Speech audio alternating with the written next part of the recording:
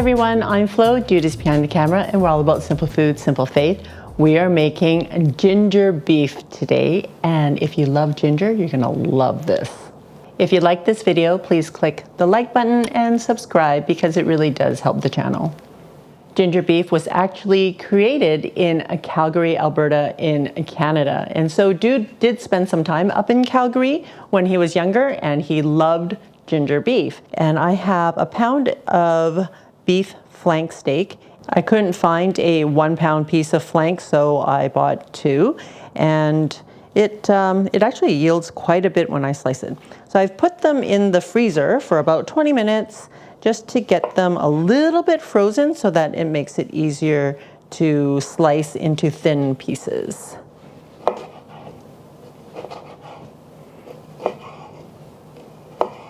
With flank steak, you want to make sure that you're cutting across the grain, and it's really easy to see on flank that the grain is going in one direction and that you just cut the opposite. If you don't have access to flank, or maybe it's really expensive, you can use another cut of meat, whatever you like. But we like to use the flank steak. Look at this pile of meat. Definitely way more than what you would get in a restaurant. This was on sale, but it was $18 for a pound. So I guess that's on the pricey side. But at the same time, if you were to order this in a restaurant, it would probably be $25 or more, and you'd probably get maybe half. We're gonna marinate the beef today, and you can find the original recipe in my cookbook, Chinese Home Style, but I am going to change it up a little bit by marinating the meat because I've learned a trick where we're gonna add a 1/4 teaspoon of baking soda to make it more tender. I'll show you how to do that. So, 1/4 teaspoon of baking soda, 2 teaspoons of cornstarch. You want to make the marinade before you put the beef in because of the baking soda. You don't want the clumping of the baking soda on one piece of meat, so that's why I'm doing the marinade first. Usually I just put everything on top of the meat and mix it in. I'm going to add 2 teaspoons of soy sauce. Also adding 2 teaspoons of Shaoxing wine. And Shaoxing wine is just a cooking wine. It's a rice wine. But if you need a substitute, you can use sherry or bourbon or omit it altogether. Just add another teaspoon of soy sauce. Adding 1 tablespoon of water. And we're just going to dissolve and mix all the ingredients together because we don't want the baking soda or cornstarch to be clumping. Now we're going to add our beef, and we're going to massage the beef in the marinade until all the marinade is absorbed into the meat.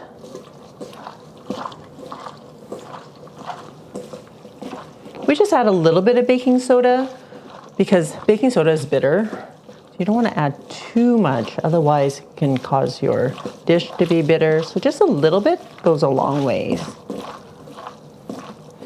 And see how all the marinade has been absorbed?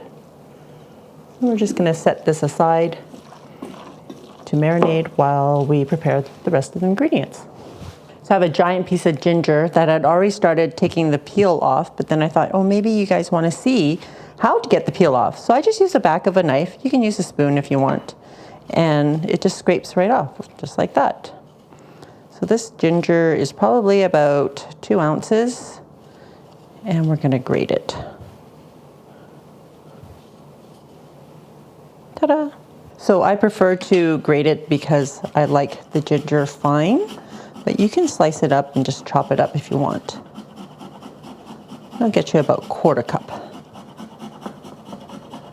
All right, I think that's about a 1/4 cup. You can use more or less, totally up to you. I'm using half an onion, and it doesn't have to be a red onion, that just happens to be what I have. And we're just gonna slice it I like to slice from top to bottom because I find that it holds its shape better.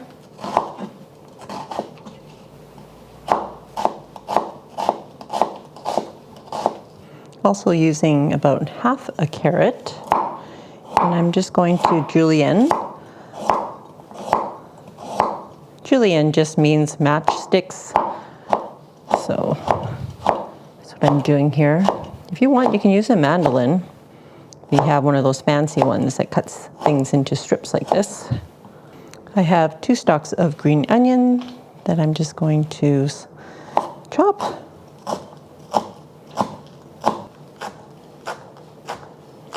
I've got 3 semi-giant cloves of garlic that came from my mom's garden. Either my mom's or my aunt's. Anyways, we're using 3 of them, and I'm just going to chop them up. And I find that if you smash them first, they're easier to chop because they're already practically chopped up.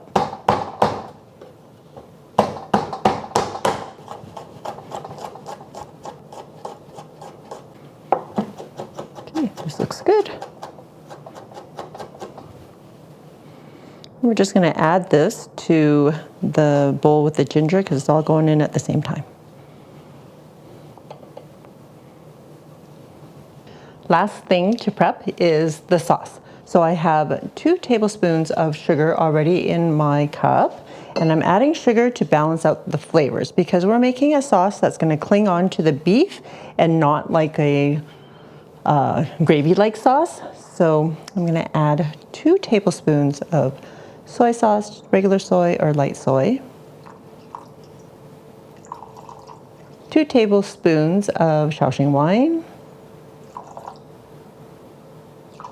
2 tablespoons of rice vinegar, and 1 tablespoon of dark soy sauce. The dark soy sauce is going to give it some color that you're not going to get from the light soy. And we're just going to give that a stir until the sugar is dissolved.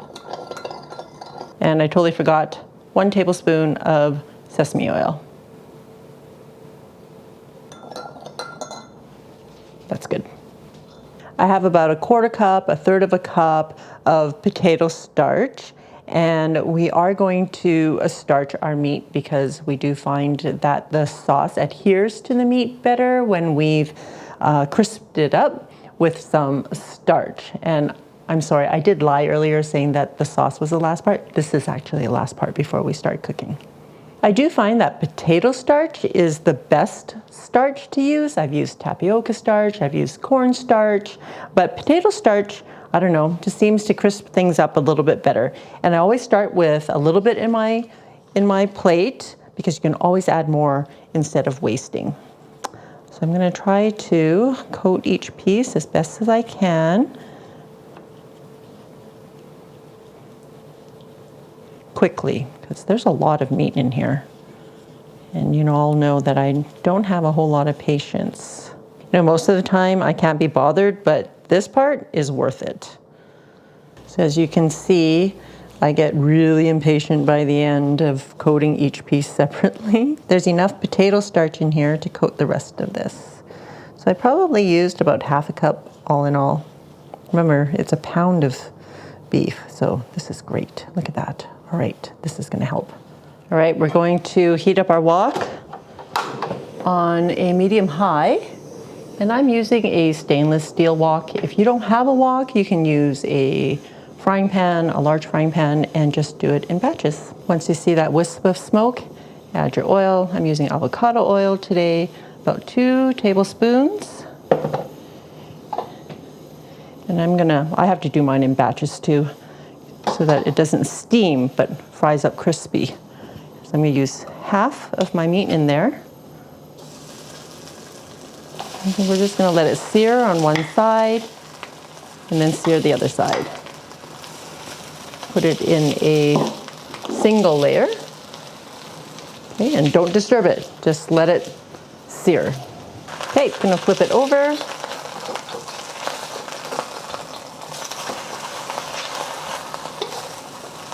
All right, put some charring on there, and same on the other side. I'll turn the heat down a little bit. Can you see through that smoke, dude? Yeah. All right, now we're gonna cook it until it's about 80% cooked through, and then remove it. And then we'll start working on our second batch. Look at that, guys. Looks so good. Okay, getting the second batch going. I added a little bit more oil. And what I'm also going to do is just pour a little bit of oil around the edge. Because I'm using a wok, it will seep down to where the meat is.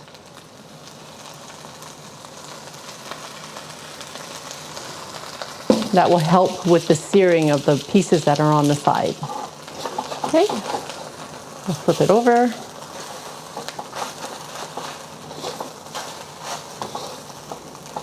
Getting more char on here than I was expecting.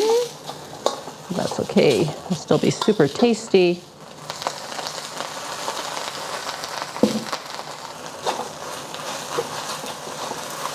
This is when a wok kitchen would be awesome. Again, just cook until it's 80% cooked through. All right, moving this over to the bowl.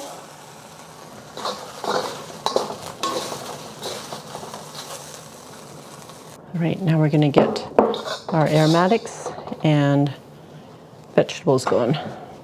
Okay, turning the heat down to a medium and adding another couple tablespoons of oil.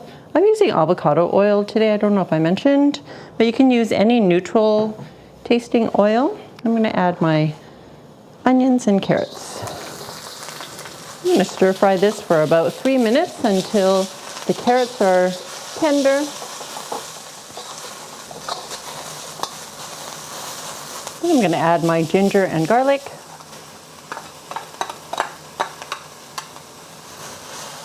And this only takes about 30 seconds.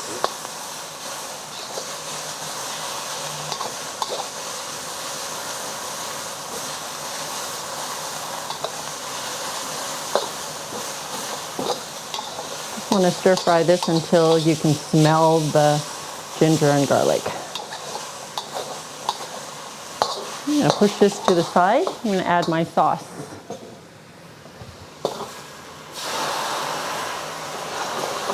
While that's heating through, we're going to make a slurry with some cornstarch and water.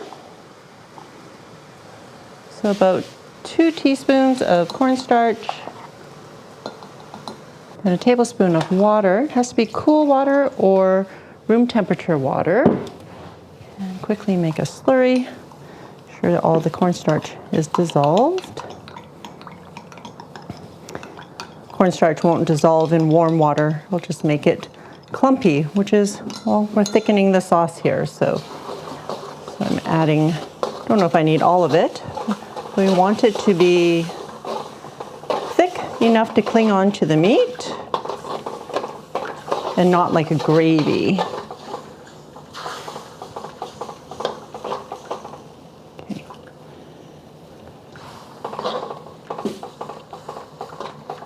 Let it simmer.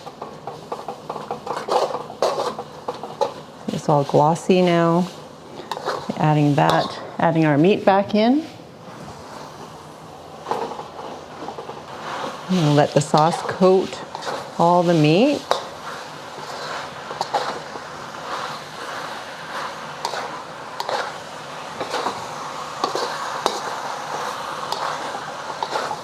I wish you guys can smell this. It smells amazing.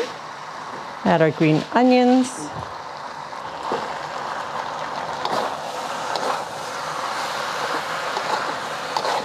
You see how there's no sauce at the bottom, right? Because all of it has been soaked into the starch and clinging onto the meat.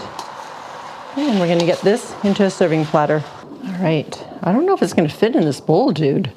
Gotta give it a try. Okay, maybe.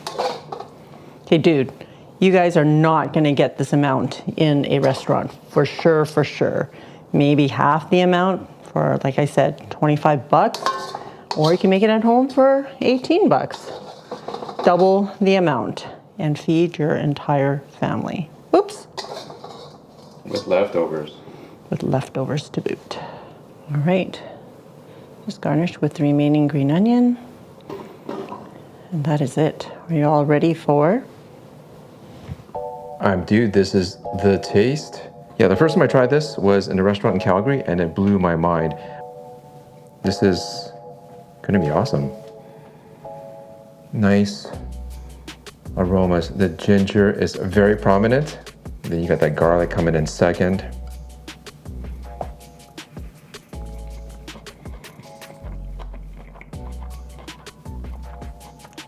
Beef, super tender, gingery, garlicky, sweet,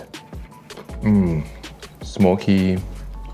So that first piece that I ate, the sauce envelops like every part of the meat, so you get flavor just all over, and with the marinade too, so it's flavor times 1,000.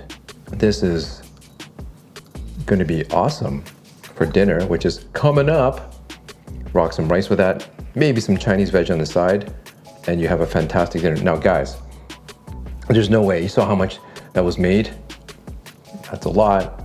There's no way that a restaurant would rock that type of volume, and if they did, it would be approaching 30 bucks at least. And just get it done at home and enjoy those flavors on any given day of the week.